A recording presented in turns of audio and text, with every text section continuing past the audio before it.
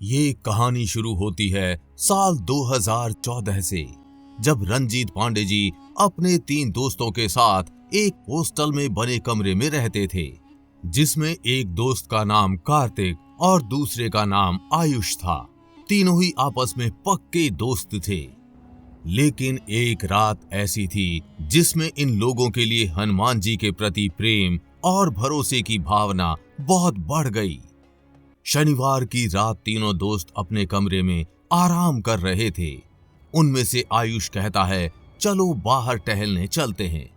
कार्तिक और रंजीत दोनों मना करते हैं और कहते हैं, रात के 10 बज रहे हैं, इस वक्त बाहर जाना सही नहीं होगा। लेकिन आयुष अपनी जिद पर अड़ा था। वो जैसे तैसे दोनों को मना लेता है और फिर तीनों बाहर जाते हैं। रंजीत और कार्तिक के मन में बस यही चल रहा था कि बाहर का एक चक्कर लगाकर जल्दी से हॉस्टल वापस आ जाएंगे। तीनों जाते तो जल्दी वापस आने के लिए हैं, लेकिन रात के अंधेरे में बातें करते करते थोड़ा ज्यादा ही आगे निकल जाते हैं।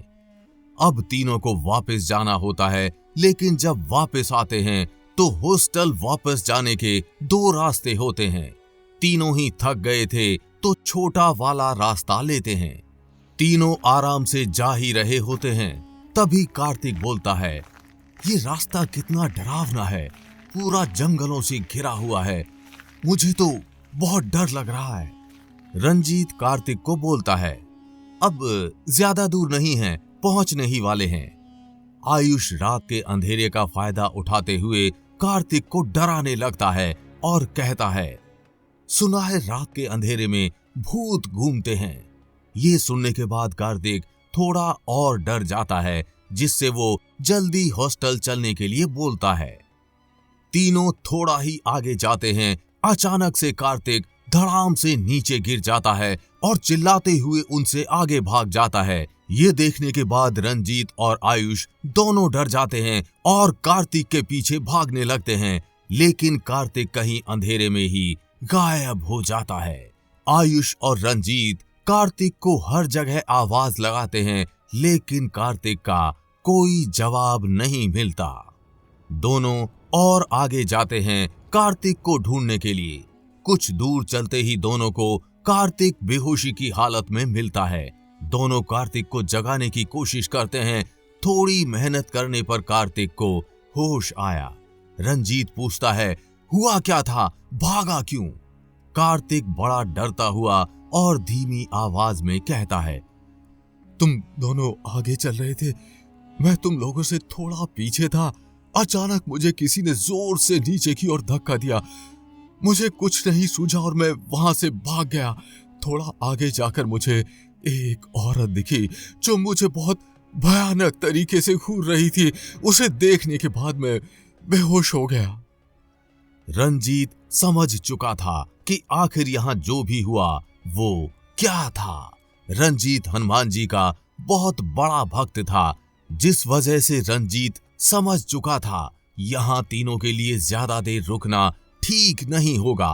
वो दोनों जल्द से जल्द इस जगह से निकलने की सलाह देते हैं, लेकिन आयुष कहता है, कार्तिक तू बेकार में डरता है, भूत प्रेत आत्मा जैसा कुछ नहीं होता। आयुष का इतना बोलते ही आसमान में बादल थोड़े छटते हैं और चांद की रोशनी से आसपास देखने से मालूम पड़ता है ये तीनों अभी एक कब्रिस्तान में खड़े हैं। अब आयुष थोड़ा शांत हुआ और वहां से जल्दी ही तीनों के साथ निकलने लगा। आयुष तो बस कार्तिक को हौसला दे रहा था कि जो भी था वो सब आंखों का धोखा था, लेकिन अब आयुष को इतना कुछ देखने के बाद डर लग रहा था। जैसे तैसे तीनों हॉस्टल पहुंच जाते हैं। किसी को बिना कुछ बोले अपने बिस्तर पर जाकर कंबल ओढ़कर लेट जाते हैं। डर के कारण किसी की आंखों में नींद नहीं होती। थोड़ा वक्त बीता, अचानक से कमरे में किसी के दौड़ने की आवाज आने लगी। तीनों घबराहट में झट से कंबल से निकलते हैं और देखते हैं ये कैसी आवाजें हैं, लेकिन कमरे में देखा तो मालूम चला सिर्फ वही तीनों हैं। तीनों इतने डरे हुए थे कि किसी में हिम्मत नहीं थी कि उठकर उस कमरे का दरवाजा बंद कर दें। आयुष थोड़ा बाहर कमरे के दरवाजे की तरफ देखता है कि एक औरत दरवाजे पर खड़ी उसी की तरफ घूर रही थी। आयुष बहुत तेज चीखा और रंजीत के बराबर में भागकर लेट गया और डर के कारण कार्तिक भी रंजीत के पास भाग गया। आयुष रंजीत से कहता है, रंजीत तू तो हनुमान जी का भक्त है ना, कुछ कर यार। रंजीत ये सुनकर हनुमान चालीसा गुणगान करने लगता है और हनुमान जी से अपनी और अपने दोस्तों की जान बचाने की भीख मांगता है। चालीसा पाठ के दौरान उनका बेड जोर जोर से अपनी जगह से खिसक गया। रंजीत हनुमान जी को और जोर जोर से याद करता है और कहता है, हे प्रभु रामदूत हनुमान, हमारी रक्षा करो, हमें बचाओ। कुछ ही देर में कमरे में अचानक से शांति हो जाती है और तीनों के कान में एक मधुर धुन सुनाई पड़ती है। तब थोड़े शांत होते हैं और एक ही बिस्तर पर लेट जाते हैं और तीनों की लेटे लेटे ही आंख लग जाती है। तीनों को रात में एक ही सपना आता है जिसमें तीनों अपनी अवस्था में सो रहे होते हैं और हनुमान जी तीनों के सर पर हाथ फेरते हैं और कमरे की खिड़की खुलती है और हनुमान जी वहां से छलांग लगा देते हैं। सुबह उठे तो देखा कि वास्तव में वो खिड़की खुली हुई थी जिसे रंजीत ने खुद अपने हाथों से बंद करी थी।